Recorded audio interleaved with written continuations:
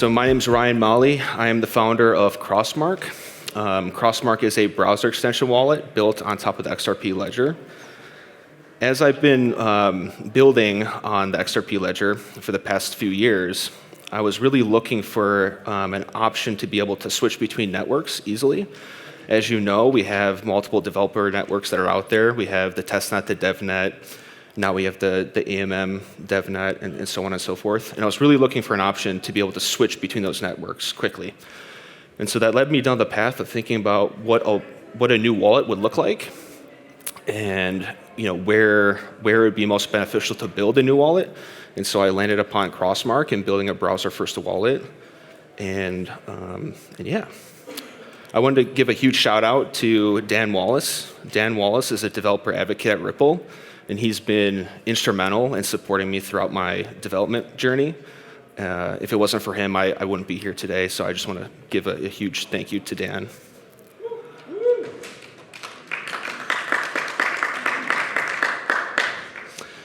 So a little bit about me. I am an XRPL native developer. So what that means is that I taught myself how to code using the XRP ledger. So referencing the docs, exploring the docs actually goes quite far if you take your time and actually commit to it. I have 3+ years of hands-on experience building on the XRP ledger. Like I kind of mentioned, I started through the xrpl.org documentation. So I'm not new here. So I've given talks at the previous 2 Apexes, and this is my 3rd year, and I'm glad to be back. And then this last one here is something new, but I've grown passionate for design. So really kind of focusing on user experience and thinking about color choices when you're building a product. That's something that I've been becoming more and more passionate about over the past few months. So now I'll begin the core of my talk. And while I was thinking about a digital wallet, I was thinking, well, what is a digital wallet? So a digital wallet to me is 3 things. Number 1, a digital wallet has to be elegant. And what do I mean by that? I mean, the wallet has to be user-friendly. And really, when I think of elegance, I think about the look and feel of the wallet. When a user is using the wallet, how do they feel about the product? And do they leave wanting to come back? A digital wallet is secure, right? Wallets have to be secure. We have to build trust amongst our users, and security is something that we cannot skimp on. And third, a digital wallet is interactive. So what can the wallet do? What platforms support the wallet? And how customizable is the wallet, right? So with these 3 buckets, that is what has brought me to Crossmark. We'll first start with elegance. So here's the home screen for Crossmark. As you can tell, it's a browser extension wallet with a pop-up window. So we're in a pop-up window here. Up in the header, you'll see an icon for your profile, a profile indicator. You also have a network button display that allows you to switch what network you're on, as well as a hamburger icon for a drop-down menu. We have a balance indicator, wallet controls, special mint skins or card skins that you can actually customize your look and feel when you're using the wallet. Wallet selector tokens, and a nav bar.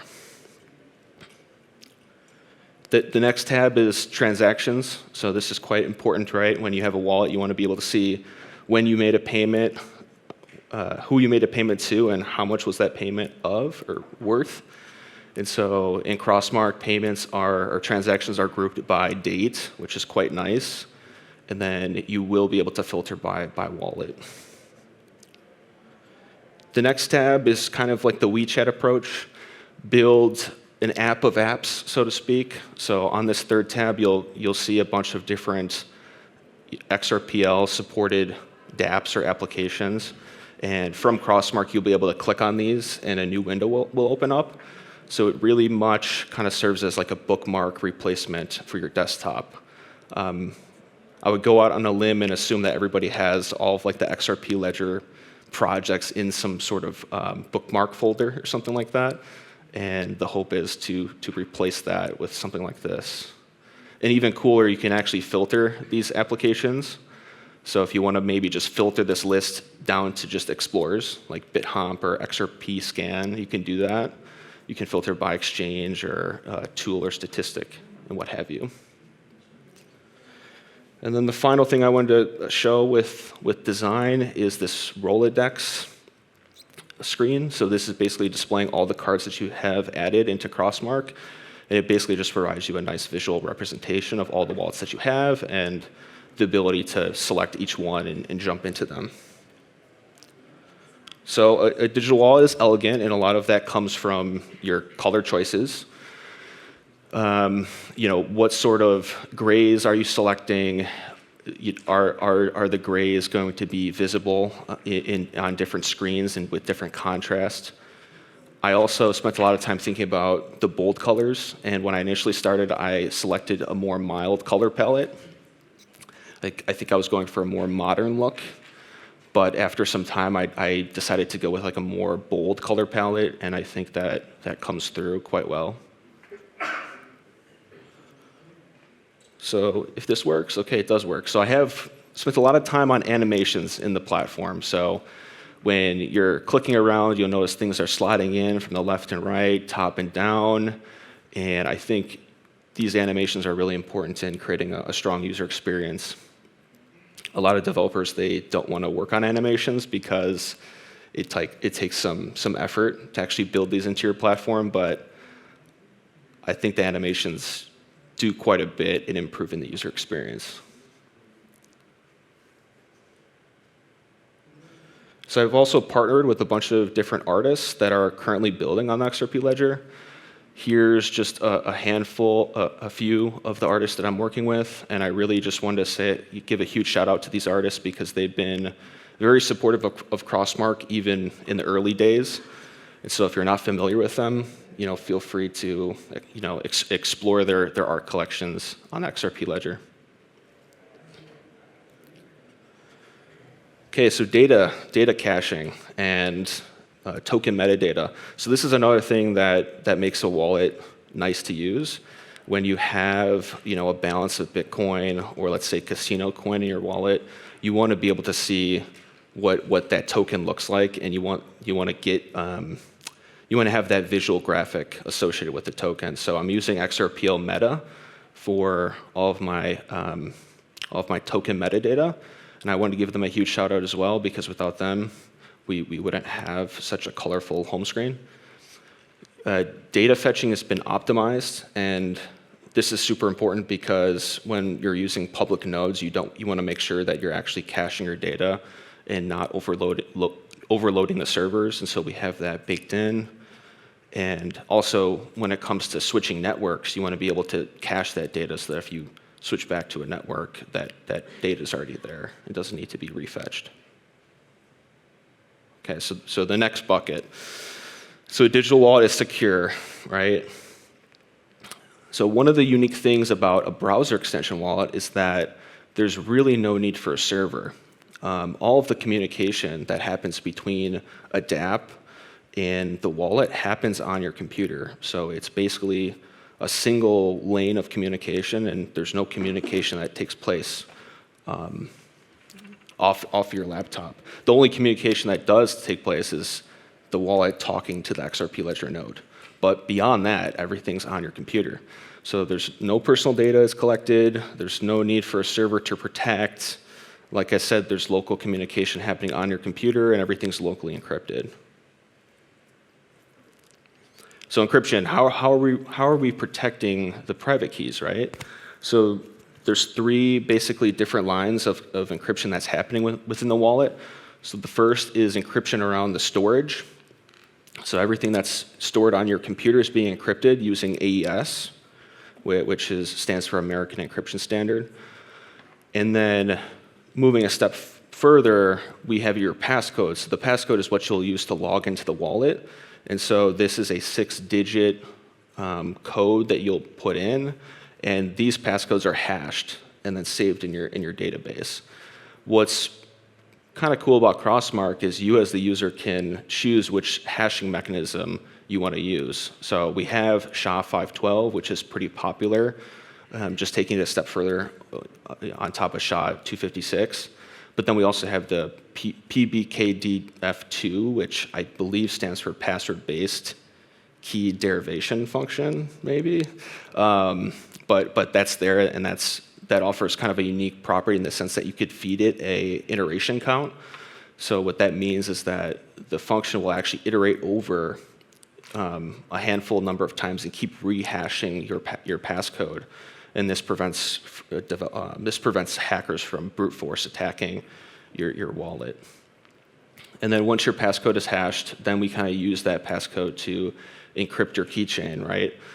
And so every wallet that's added to the platform is encrypted, again, with your choice of which encryption mechanism you like to use. These are not hashing functions. These are encryption mechanisms. And so you have AES CBC, and you also have AES GCM. And the code base is architected to be extensible in the sense that more encryption mechanisms can be added. So there's room for variance in the encryption mechanism, and this kind of adds to the security of the wallet. So another thing about security is who has reviewed the code, right? It's pretty easy to just write some code and throw it out into the ether, but you really want to spend some time and find someone to audit the code just to make sure that you're not missing any big buckets. And so we've partnered with CertIC to do an audit for us. We signed the partnership agreement, and the audit started last week. And we've already received comments back, and we should have those comments resolved, in a few weeks after this conference. And once those results come in, we'll share those results with the community and let you know that we've gone through an audit with CertIC. Bounty programs. So I do plan to open source the code. Right now, all of the code is kind of closed right now, but with the bounty program, it probably does make sense to open source the code base and to provide it to the community. And then different ways to fund the bounty program, I'm thinking things like crowdfunding or something similar. And I'd very much like to see some sort of hackathon that revolves around maybe some sort of bounty or finding bugs in software that's being built on XRP Ledger. It doesn't have to be specifically here for Crossmark, but just a hackathon that's like, okay, here's all of the different code bases that are out there, and if you can help us find bugs that can improve the ecosystem as a whole. So a digital wallet is interactive, right? What can you do with a wallet? It has to actually function, and you have to be able to do things with it, right? So one of the key mark features of Crossmark is this ability to customize the look and feel of your wallet. So you'll notice that on the home screen we have like a card representation of your wallet, and you can go and you can actually look through your available skins that you've purchased, and you can actually apply those to your wallet. And so here I'm showing Extrums, which is an example of maybe what you would apply, and then there's your Rolodex view. But this kind of allows for users to really customize their experience. They can go to an NFT marketplace, buy an NFT, bring that NFT into Crossmark, and actually display it kind of similar to like a credit card, something like that. So we have a ton of features in Crossmark, and I know this slide has a lot of text on it, but I just wanted to kind of show this to you guys that Crossmark can do quite a bit, and we're calculating wallet and token reserves, so that should be pretty custom standard for any wallet that's building on XRP Ledger. We took the approach of many wallets, many users. So if you've ever used something like MetaMask, you'll notice that MetaMask only lets you select kind of one wallet at a time, and when that wallet is selected, that's your active wallet. Whereas with Crossmark, it doesn't really work like that. You can have, when you're logged into a user, the user has multiple cards that have been added.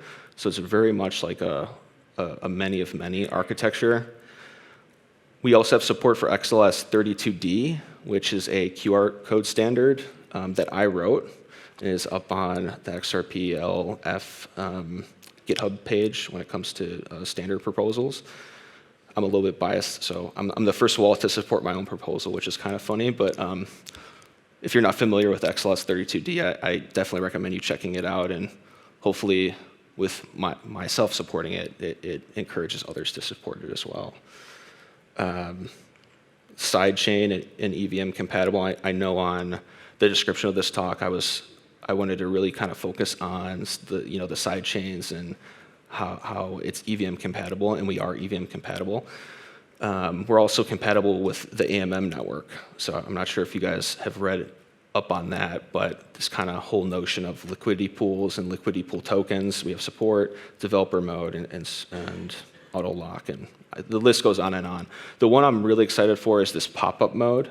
So when you install Crossmark, as it's a browser extension, you'll be able to turn on or turn off this pop-up mode. And really what that means is that whenever you click that little icon in your browser, if pop-up mode is enabled, a pop-up will open. If it's not enabled, then kind of that sticky drop-down will appear. So it kind of gives you some choice in terms of what you want to do. So hot swapping between networks, I think I've kind of covered this already, but you can basically go from the Ripple nodes to the XRPLF nodes. I have my own nodes in here that are denominated as XMark, so you can switch to those. We have the AMM node, right? So you can easily switch between these different networks and view your wallet balance.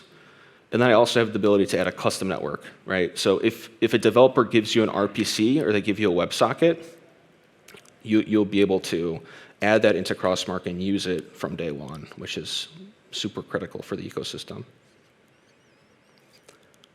Profiles and users. So I think I have an animation for this one as well.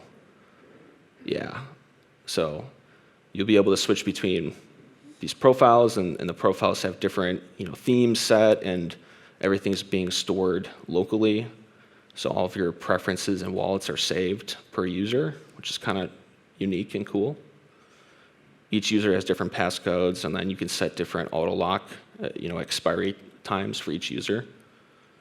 And then theme support, right? We have support for a light theme, a dark theme, sun and moon, right? And you as the user can choose which sort of theme you wanna make your daily driver.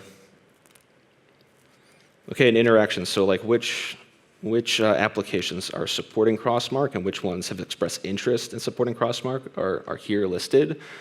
But really much this is a call to action. If you're a developer building on XRP Ledger, we'd love to have you, and feel free to reach out to me, and we can get you up and running in like maybe 30 minutes. It's really that easy to integrate with Crossmark. So. Okay, so with that said, let's move over to the docs real quick.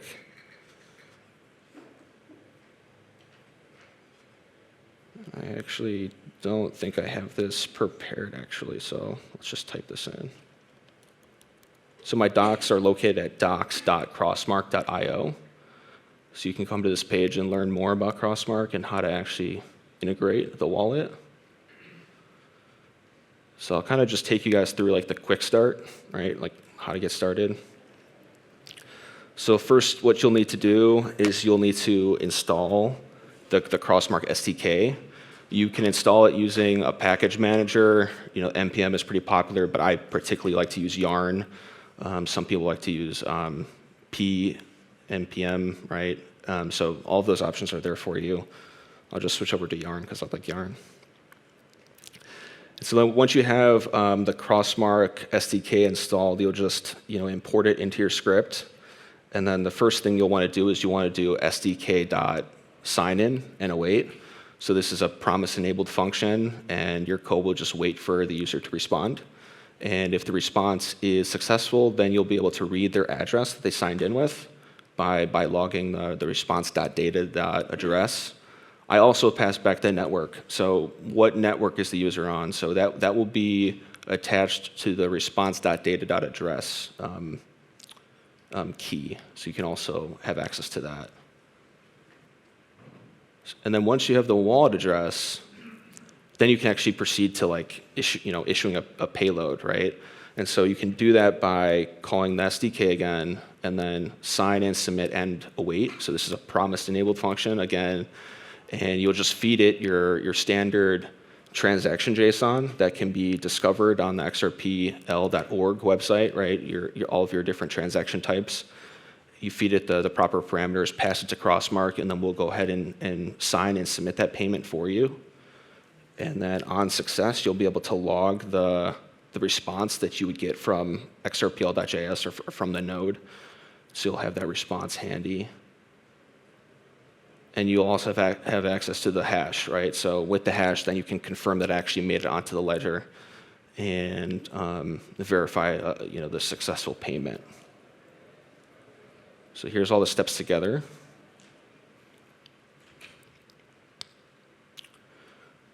So I wanted to briefly cover, we can go through all of the different methods of the SDK, but I think that might be quite boring.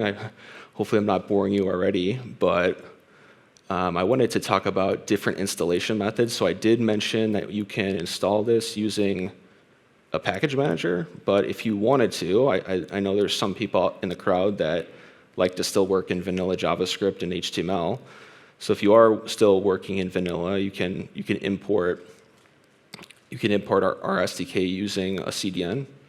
So you can do that using JS deliver or unpackage, right?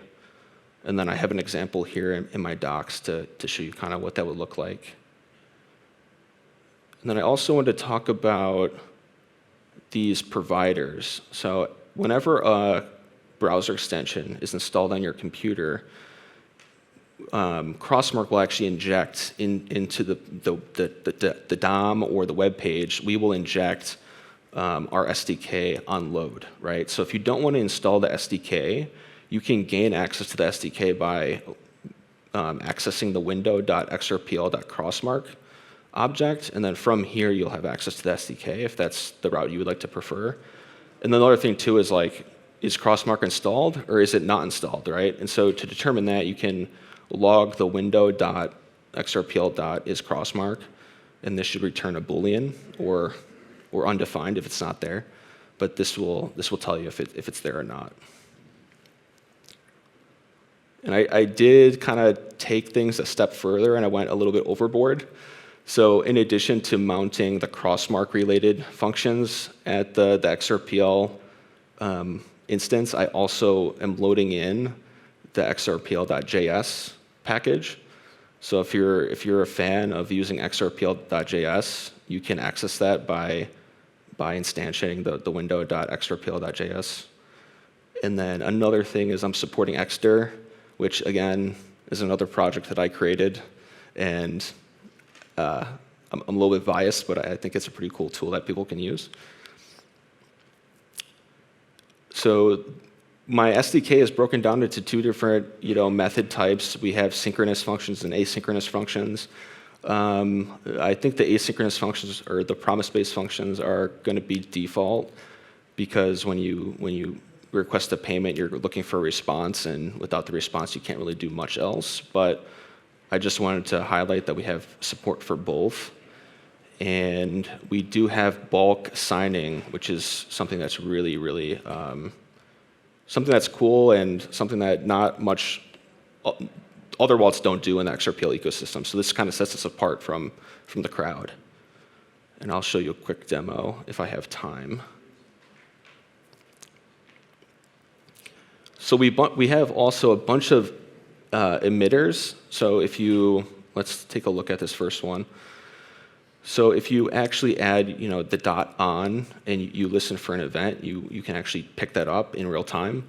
So this is something that if you're dealing with a wallet, you need to have this, because if a wallet signs in, right, to your application, how do you know when they sign out, right? Or how do you know when they change users or change networks? And so you can actually subscribe to the SDK and listen for a network change event. And when that happens, you can enable some sort of function, right? What else? I have a session manager, so this is kind of similar to the SUM SDK, where you can actually access this session, which stores, the current user, the current network, the current address, and some other relevant information. So you'll have access to that. And yeah, we have a change log, frequently asked questions, and then if you need support, you can always find us on our Discord. So, okay, now I'll switch over to the demo. I have about 14 minutes, so I think we actually have quite some time. So I created this nice project to help me debug Crossmark, but it's going to be open source and it's going to be available for people to use and test Crossmark as well. And so what you can do is you can try to connect your wallet. And so when you click the Connect Wallet button, Crossmark will open up. And you'll be asked, well, which wallet do you want to sign in with? So I have, 5 wallets here. And I'll go ahead and sign in with this Apex wallet. Hit confirm, put in my super secret passcode.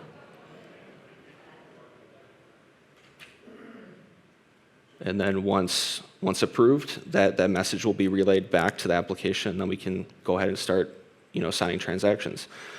So the first thing I want to show is our sign method, and so we'll do that here, and so we'll actually construct the payload. So we'll go ahead. I have all of the XRPL payment types in this crosskit, so if you want to test the payment, that sample payment JSON will appear. This is very similar to the example payment that's on xrpl.org, right? Or maybe you don't want to do a payment, maybe you want to do a create offer, or an NFT mint. You can do that. So I'm just going to show a payment for now. And under the account field, it's the address that we logged in with, so you don't have to change that, but we will have to change the destination. So I'm going to go ahead and I'm going to pull just a random wallet from Crossmark. Close this, and then under the destination, I'll put that wallet address. And then under the amount, and I'll just delete everything else. And then under the amount, I'll put 1 XRP. And then we'll go ahead and hit sign. Crossmark will open, showing you information related to, that corresponds to this payload. We are on the DevNet, so something important to mention. I'll go ahead and confirm.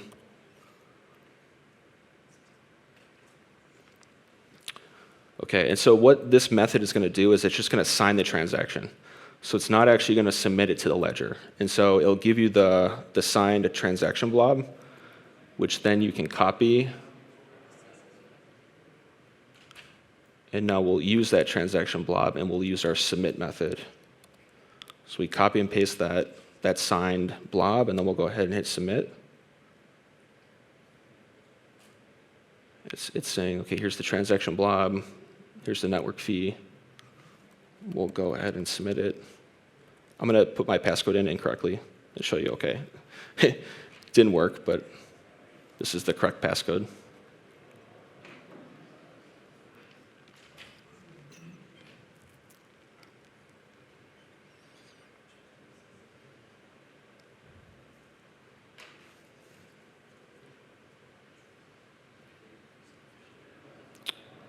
It should be submitting. Maybe there's some. Maybe. Oh, did I? Oh, whoops. Okay, let's try that Let's try that again. Thanks for catching that, guys. So actually, rather than doing that, let's just copy this, and let's just do a sign and submit. So let's completely skip that sign process, and let's just submit this to Ledger and see if we can get this to work. Okay, now for the destination, let's make sure we get an appropriate destination. Okay, let's send it to this one. Okay, those are different, right? Okay, let's go ahead and submit this thing. No flags, network fee. Put in my passcode. Fingers crossed this time. Hopefully it goes through. Okay, there we go. Okay, thank you. And then we can actually view this on the Explorer, right? So we can click View on BitHomp. We can see that this was a successful payment. So there you have it. Now, I did mention something about bulk transactions, right? And so I wanted to show that real quick as well. So let's just do the same thing over again. Let's just make sure that we have the correct destination. So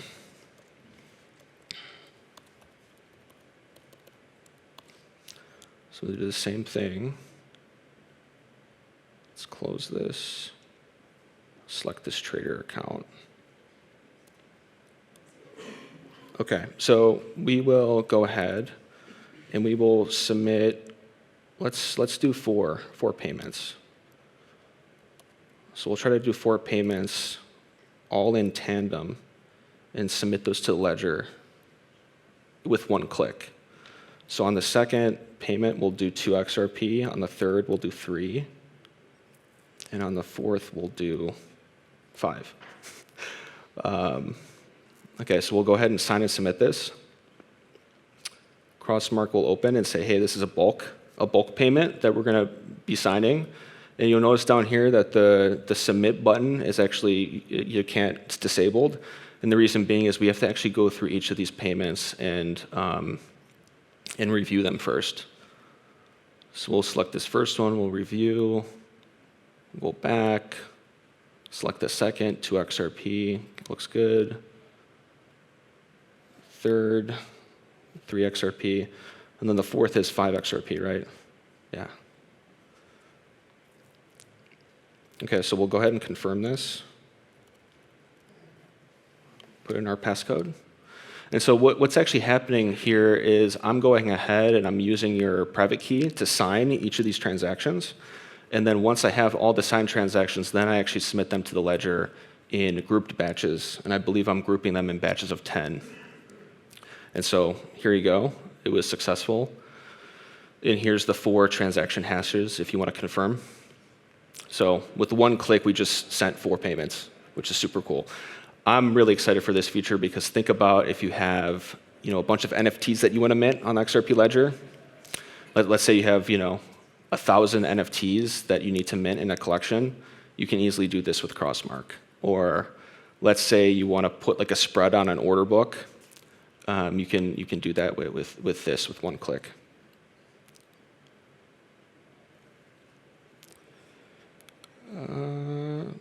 So another thing, I have a little bit more time, so I'll just kind of show you the logging that's taking place.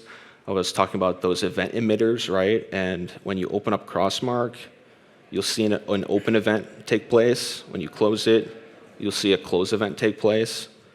When a user in Crossmark switches networks, you'll see that network change come through. So we can switch to the Crossmark test network that got registered. If a user changes their their profile, that will get registered. So you as the DApp have not full control, but you have the information you need to build a full featured product.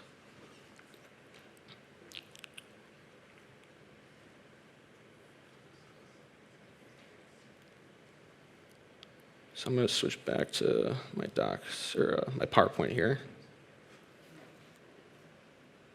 Okay.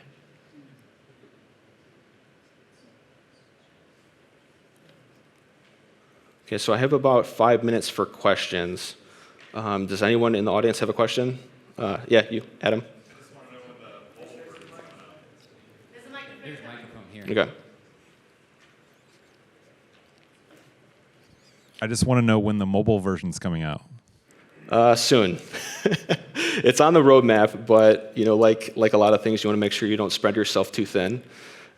So we're really kind of starting with a browser extension, a browser-first option. And then once we kind of get all of the bugs and things corrected, then we'll certainly move over to a mobile version. And that's kind of one of the reasons why I wanted to include XLS32D, which is, again, one of my proposals, because by adopting XLS32D, it's going to make communication between the extension and a mobile application way easier. So soon, hopefully. Yeah, Dan, Wait. Mike. Move faster. Can you just talk a little bit about the developer mode that you mentioned earlier? Yeah.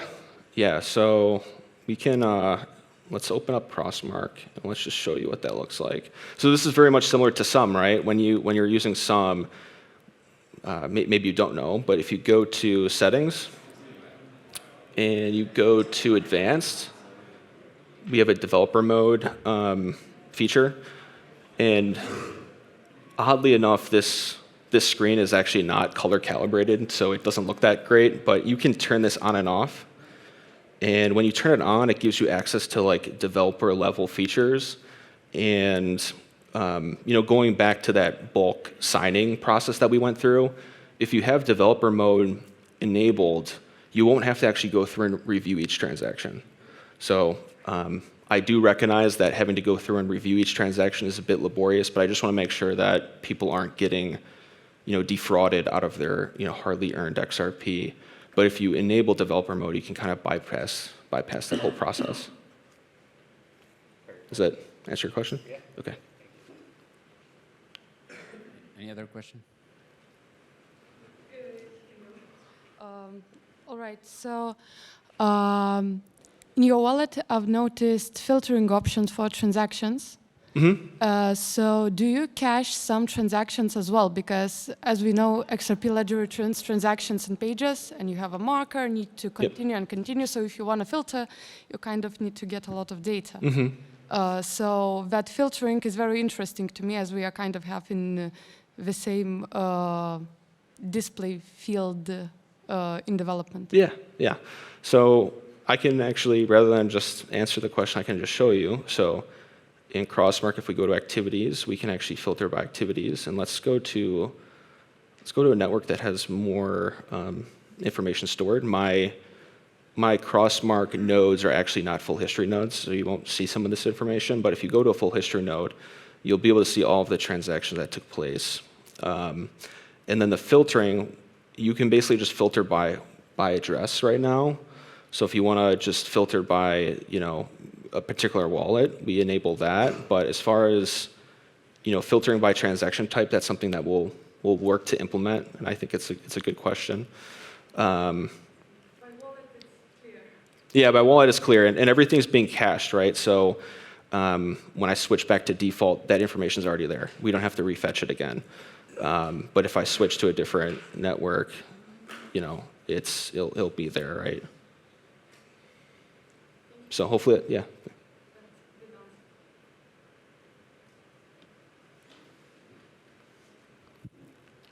I have a question regarding the bulk transaction feature. Yeah. Is it possible to disable the review that you have to do for each transaction? Yeah.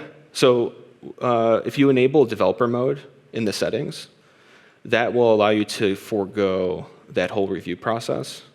But I guess we're all developers in the room, right? So you guys can all turn developer mode on. But I think for your average user, you just want to make sure that you're not letting them sign like 100 different transactions and they're unreviewed, right? You want to make sure that your users review the transactions before they sign them, right? So to answer your question, yes, if you enable developer mode, you can forego that hurdle. Okay, yeah. I think one last question. Super quick one. So, Yeah. Ryan, let's say that I have, 1,000 transactions that I want to submit. I want to submit the bulk. I made a couple mistakes on some of them. Will it submit all of them? Will it stop at the one that failed? Or will I see a log of the ones that are not going through? That's a good question. Well, so how it should work is like if there's one transaction that fails in that batch, that transaction the error will be logged and that error will be sent back, but the process shouldn't stop. I don't think users would want. I mean, I'll ask you. I mean, if you have an error transaction with like in the middle of your bulk transactions, would you want the rest of them to just stop, or would you like it to continue on? You like it to continue? Okay. Well, yeah. So yeah, the intention will be that it will continue, and then all of the responses will be logged, and if there is an error, then those responses will be in an array, and you can detect that. Okay. So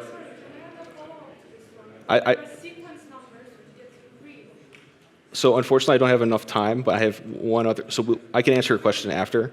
But I wanted to. Oh, whoops. Can we go back to my slides real quick? I just have one last thing. Okay, so I created a special NFT for the conference. So real quickly, this NFT, this is a card that can be displayed in Crossmark.